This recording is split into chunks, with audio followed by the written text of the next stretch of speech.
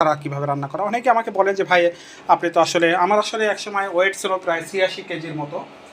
৮৬ KG wait থাকা অবস্থায় আমি খুব আসলে খুব ডিপ্রেশনে পড়ে গিয়েছিলাম। যে ৮৬ কেজি আমার ওয়েট, আসলে এটা আমার স্বাস্থ্যের জন্য খুবই খারাপ। তো আসলে আমি ৮৬ কেজি ওয়েট থেকে আমি আসলে ধীরে ধীরে ওয়েট লস করতেছিলাম। যে ওয়েট লস করার ক্ষেত্রে আমার প্রথম যে কারণটা ছিল সেটা হচ্ছে যে যে ইয়াটা ছিল সেটা হচ্ছে যে আমার তেল ছাড়া তরকারি খাওয়া। এবং আমরা যখন আসলে এই অর্গানিক যে সয়াবিন তেল কর্ন বলেন এগুলো যে আমরা খাই, যা আসলে আমাদের স্বাস্থ্যের জন্য খুবই খারাপ এবং স্বাস্থ্যের জন্য এটা আসলে মানসম্মত না। তাই আসলে তেল ছাড়া যদি আমরা খেতে পারি তাহলে আসলে আমাদের শরীরের জন্য আসলে অনেক উপকার হয়। তাই আমি আজকে দেখাচ্ছি আপনাদেরকে কিভাবে তেল ছাড়া রান্না করা হচ্ছে।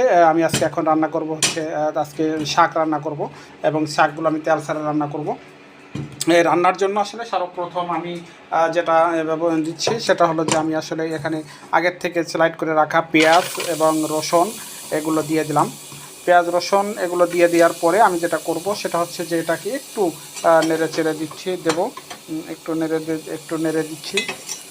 একটু নেড়ে দেওয়ার পরে আমি কী করবো, এটা একটু যখন ভাজা হয়ে যাবে, ভাজা হয়ে গেলে আমি এর সাথে সাথে অ্যাড করব হচ্ছে আমি যে আসলে যে আজকে রান্না করবো হচ্ছে কলমি শাক। আমি এখানে স্বাদ মতন কাঁচামরিচ দিয়ে দিলাম, স্বাদ মতো কাঁচা ঝাল দিয়ে দিলাম এবং কাঁচা ঝালগুলো দিয়ে দেওয়ার পরে আমি এরপরে এখানে আপনাকে দেখাচ্ছি যে আমি কোনো তেল ব্যবহার করব না এখানে। আমি এরপরে হচ্ছে এখানে দিব হচ্ছে আপনার হচ্ছে শাক, যে শাকটা আমি ধুয়ে রেখেছিলাম সেই শাকটা এখানে আমি দিয়ে দিলাম।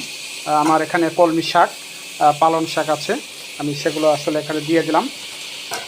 কলমি শাক আর পালং শাকটা আমি একসাথে ধুয়ে রেখেছিলাম, একের সাথে ধুয়ে ঝাঁপিতে রেখেছিলাম। রাখার পরে আমি এটাকে এখন এখানে দিয়ে দিলাম।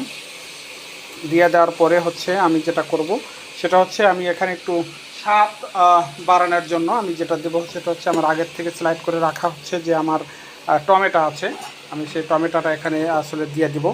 আমি সেই টমেটো স্লাইড করে রেখেছিলাম, আমি টমেটোটাও দিয়ে দিলাম। এরপরে হচ্ছে আমি দেব হচ্ছে এখানে আমার এখানে আগের থেকে যে করে রেখেছিলাম সেটা হচ্ছে যে গোলমরিচের গুঁড়ো। আমি সাদা গোলমরিচটা ইউজ করেছি, আমি সাদা গোলমরিচটা ইউজ করি। আপনারা চাইলে এটাকে স্কিপ করতে পারেন, চাইলে দিতেও পারেন, আবার না চাইলে আপনারা এটাকে স্কিপ করেও যেতে পারেন। সাথে সাথে হচ্ছে আমি এখানে হচ্ছে একটু দিয়ে দিব হচ্ছে 1 কাপ ফুড পরিমাণ হচ্ছে আমার সয়া সস। সব দিয়ে হচ্ছে আমি এটাকে যেটা করব সেটা হচ্ছে এটাকে আমি একটু অল্প আছে আমি এটাকে ঢেকে রাখবো। এখন ঢেকে রাখলাম, এটাকে 3 মিনিটের মতো ঢেকে রেখেছিলাম। এবার আমি ঢাকনাটা তুলে ফেললাম।